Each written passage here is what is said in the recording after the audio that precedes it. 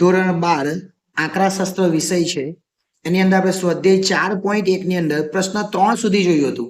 હવે આપણી પાસે પ્રશ્ન 4, 5 અને 6 એમ 3 દાખલાઓ બાકી છે.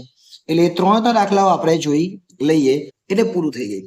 ચલો, n 16 અને 0.5 આપેલું છે. એનો મતલબ કે સામીપ્ય સ્વરૂપમાં આપેલું છે, આપણે અંતરાલ અને માનાંક સ્વરૂપમાં ફેરવવાનું છે. આ તો બહુ ઈઝી કહેવાય, આપણે શીખી જ ગયા છે. તો આપણે પહેલા લખી દઈએ a બરાબર 16, ડેલ્ટા બરાબર 0.5. તો પહેલા આપણે લખીએ માનાંક ને અંતરાલ, જે શોધવું હોય તો પહેલા અંતરાલ લખી દે. ચલો, અંતરાલ સ્વરૂપ. અંતરાલ એટલે એકવાર ઓછા ને એકવાર વત્તા, આ યાદ રાખવું. અને બાજુમાં લખી દે માનાંક સ્વરૂપ. એટલે દાખલો પૂરો થઈ જાય આપણો.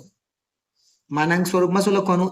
x - a કાઉન્ટ માનાંકમાં અને પછી ડેલ્ટા.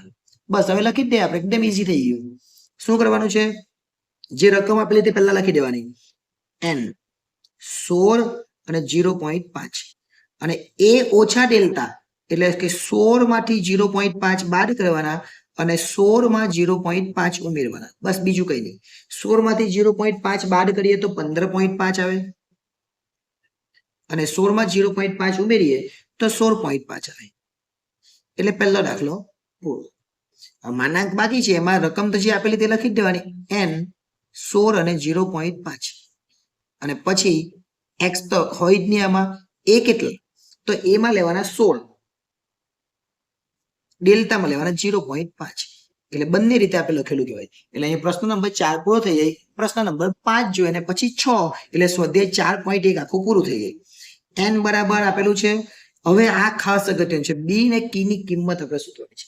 બહુ અગત્યનું છે. એટલે પહેલા જે આપેલું છે ને એ ખાસ જોવાનું. એટલે અહીંયા a બરાબર કેટલા? આ જે છે ને એમાં a બરાબર કેટલા કહેવાય? 3. a બરાબર 3 કહેવાય અને ડેલ્ટા બરાબર કેટલા કહેવાય? તો ડેલ્ટા બરાબર b કહેવાય. ઓકે, આ જે જવાબ આપેલો છે ને એ જવાબ બહુ અગત્યનો છે. આ જવાબ એટલે a ઓછા ડેલ્ટા કહેવાય, a ઓછા ડેલ્ટા 2.95 કહેવાય અને a વત્તા ડેલ્ટા કેટલો કહેવાય? k. a વત્તા ડેલ્ટા બરાબર k કહેવાય. હવે કિંમત મૂકી દેવાની.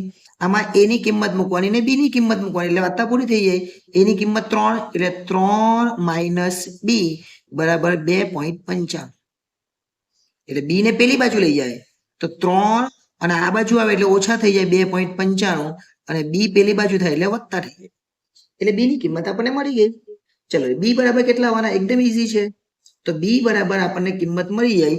આ b છે પેલી બાજુ, 3 માંથી 2.95 ને બાદ કરીએ એટલે આપણને b મળી જાય. તો b બરાબર કેટલા આવે? 3 માંથી 2.95 બાદ કરીએ તો b બરાબર 0.05 એ આપણને માંગેલો હતો એટલે b મળી ગયો. ચલો, એક વસ્તુ મળી ગઈ b. હવે બીજી વસ્તુ, a વત્તા ડેલ્ટા બરાબર k. a કેટલા? તો 3. ડેલ્ટા એટલે કેટલા? તો ડેલ્ટા એટલે b અને b એટલે કેટલા? 0.05 બરાબર k. એટલે આપણો જવાબ શું આવે? 3.05 બરાબર k.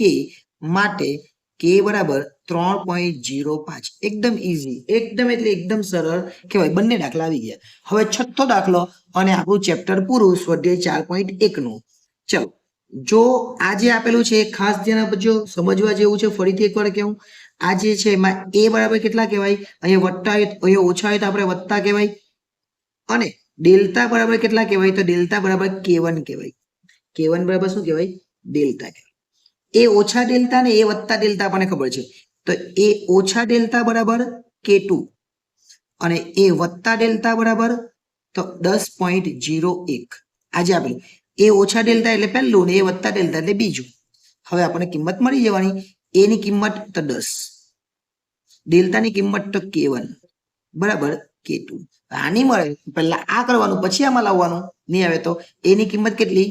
10, ડેલ્ટા બરાબર k1 બરાબર 10.01. તો આવી ગઈ ને? એટલે લખવાનું k1 બરાબર 10.01 અને આ 10 ને પેલી બાજુ જાય તો ઓછા થઈ જાય. એટલે k1 બરાબર કેટલા? 10.01 માંથી 10 બાદ કરી દેવાના એટલે કેટલા આવે? 0.01. આ k1 અને k1 આમાં મૂકી દેવાના એટલે 10 - 0.01 બરાબર k2. માટે K2 બરાબર 10 માંથી 0.01 બાદ કરીએ તો 9.99 આવે.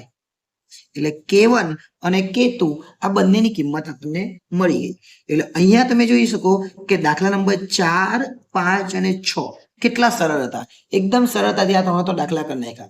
આપણે જ્યારે પ્રશ્ન 1 ભણેલા એમાં 4 દાખલા હતા, પ્રશ્ન 2 ની અંદર 4 દાખલા હતા, પ્રશ્ન 3 ની અંદર 4 દાખલા હતા અને પછી ચોથો, પાંચમો અને છઠ્ઠો એ સિંગલ હતો. એટલે કુલ આપણે 4 4 4 4 4 ની વાત કરીએ 12 ને તો 15 દાખલા ભણ્યા કહેવાય. એટલે સ્વાધ્યાય 4.1 અહીંયા આખું પૂરું થઈ જાય, જેની અંદર 15 દાખલાઓ છે. હવે નેક્સ્ટ ટાઈમ જ્યારે મળીશું આપણે ત્યારે સ્વાધ્યાય 4.2 છે એના વિશે અભ્યાસ કરીશું. આભાર.